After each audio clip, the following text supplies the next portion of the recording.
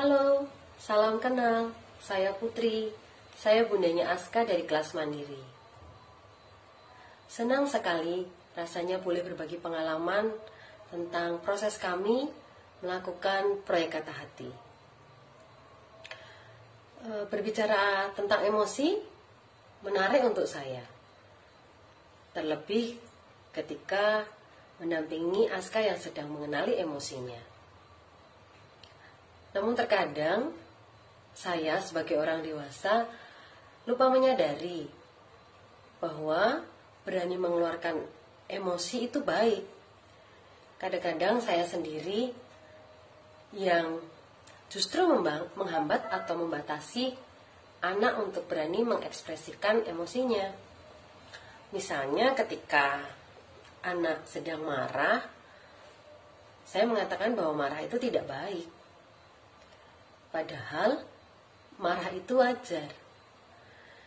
Atau mungkin karena emosi cenderung diartikan sebagai perasaan-perasaan yang negatif, misalnya marah, jengkel, atau ketika menangis meluap-luap, sehingga membuat orang dewasa mengatakan bahwa emosi itu atau marah itu hal yang tidak baik. Padahal emosi sendiri artinya adalah reaksi yang ditunjukkan kepada seseorang atau pada suatu peristiwa.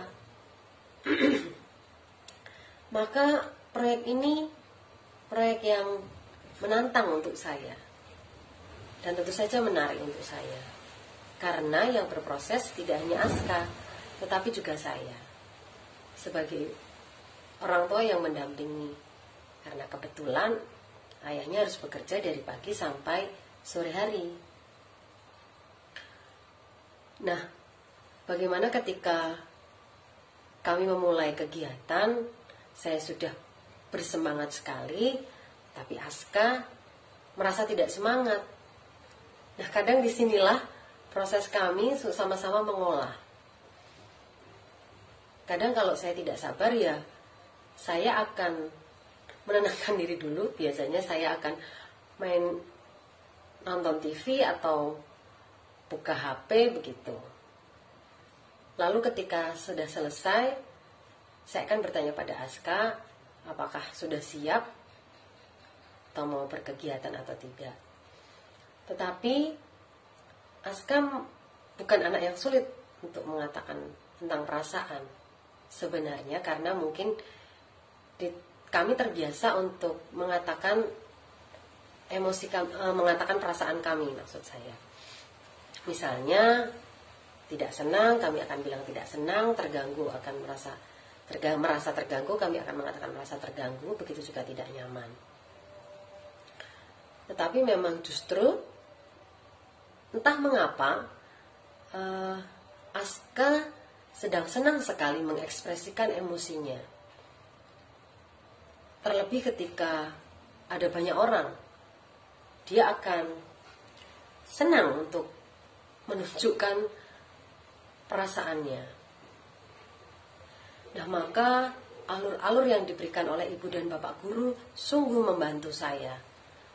Membantu untuk mendampingi, mengelola perasaan Aska. Bagaimana perasaan saya? Tentu saja saya senang.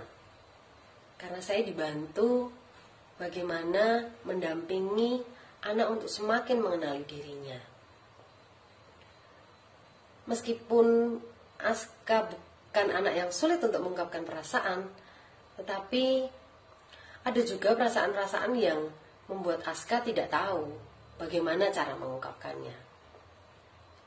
Waktu itu contohnya, kalau tidak salah ingat, ada kegiatan untuk mengingat bagaimana kamu merasa kagum dan kecewa. Nah, waktu itu Aska bertanya, apa sih Bunda perasaan kagum itu?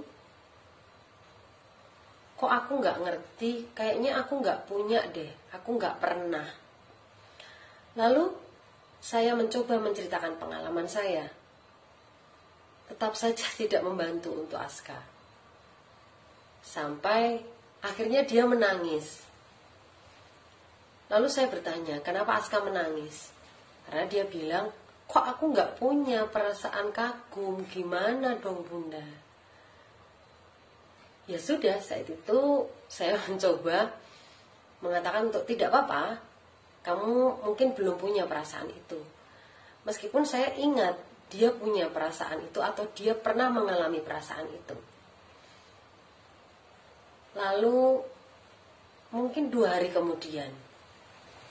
kemudian saat kami berdua sedang membuka laptop, melihat foto-foto, tiba-tiba Aska bilang, ya ampun, kok bisa ya Kakung itu menyupir keren, padahal keren itu tinggi banget, serem, aku aja takut. Nah saat itu saya mengatakan bahwa Aska, itulah perasaan kagum. Kamu punya kan, kamu bisa kan. Nah mungkin memberi jeda, memberi waktu akan membantu anak untuk semakin menggali ingatannya lagi atau semakin berani mencari dan mengeksplor emosinya. Meskipun kadang kita sebagai orang tua tidak sabar, apalagi masih banyak kegiatan dari sekolah yang harus diselesaikan. Tetapi mungkin itu, kita perlu memberi waktu dan memberi ruang, sehingga ketika anak merasa bahwa dia mempunyai emosi, akan dia keluarkan. Lalu apa harapan saya? Tentu saja harapan saya untuk Aska, dengan dia semakin berani, tidak hanya saya, kami, saya dan bapaknya Aska, berharap semoga Aska semakin berani menunjukkan dan mengekspresikan emosinya, sehingga dia semakin peka dan lebih peka terhadap dirinya dan tentu saja orang-orang yang ada di sekitarnya. Dengan begitu akan muncul empati dalam dirinya. Saya berterima kasih kepada suster, ibu dan bapak guru yang ada di sekolah yang membantu saya untuk mendampingi dan mengolah emosi Aska melalui proyek Kata Hati ini. Saya juga berterima kasih kepada Aska dan anak jempol yang lain yang selalu berani berproses mengikuti setiap proyek yang diberikan, dan tentu saja proses untuk mengelola bersama orang tua yang sekarang mendadak menjadi seorang guru. Terima kasih sekali untuk sekolah yang selalu berusaha mencari proyek sehingga membantu anak untuk semakin lebih mengenali dirinya. Terima kasih juga kepada ibu dan bapak. Kita berjuang bersama menjadi seorang guru, karena siapapun bisa jadi guru, siapapun bisa jadi murid, dan dimanapun bisa jadi sekolah. Semoga kita semua sehat, semoga kita semua selalu diberi rahmat dan perlindungan, dijauhkan dari segala apapun, dan semoga semua dapat diselesaikan dari hal-hal yang tidak kita inginkan, dan semoga pandemi ini cepat berlalu. Terima kasih dan sampai jumpa. Salam Mangunan.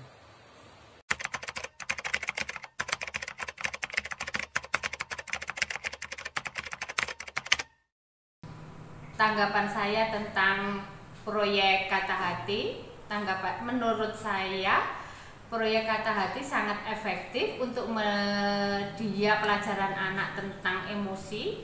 Anak menjadi lebih bisa mengekspresikan emosi. Perasaan saya menyenangkan karena anak bisa belajar sambil mengungkapkan isi hatinya.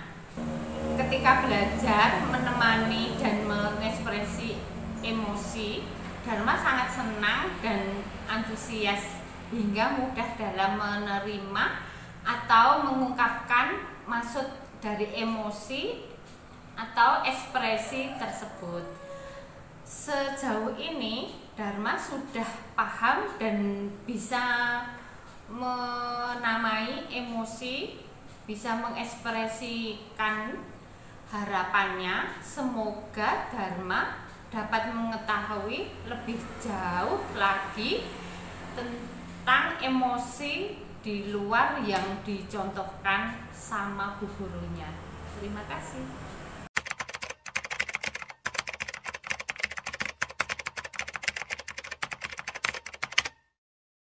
Selamat sore suster, bapak ibu guru. Saya perkenalkan, nama saya Yuli. Saya Mama Stanley dari kelas Gembira.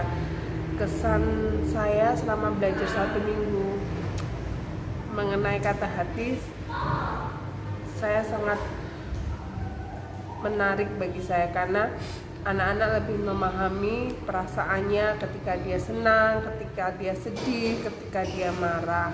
Dan anak-anak juga sangat antusias ketika harus bermain ekspresi dengan tebak-tebakan, karena dia bisa mengetahui bagaimana ekspresi kita ketika marah, ketika kita sedih, ketika kita malu, ketika kita senang, sakit. Dan terutama saya sangat senang karena Stanley bisa belajar membuat angka dengan berbagai macam media, tidak melulu dengan kertas dan pensil, tapi dia bisa melalui beras, melalui mainannya dia susun-susun, dan melalui kacang hijau. Demikian kesan dan pesan saya selama 1 minggu ini. Terima kasih.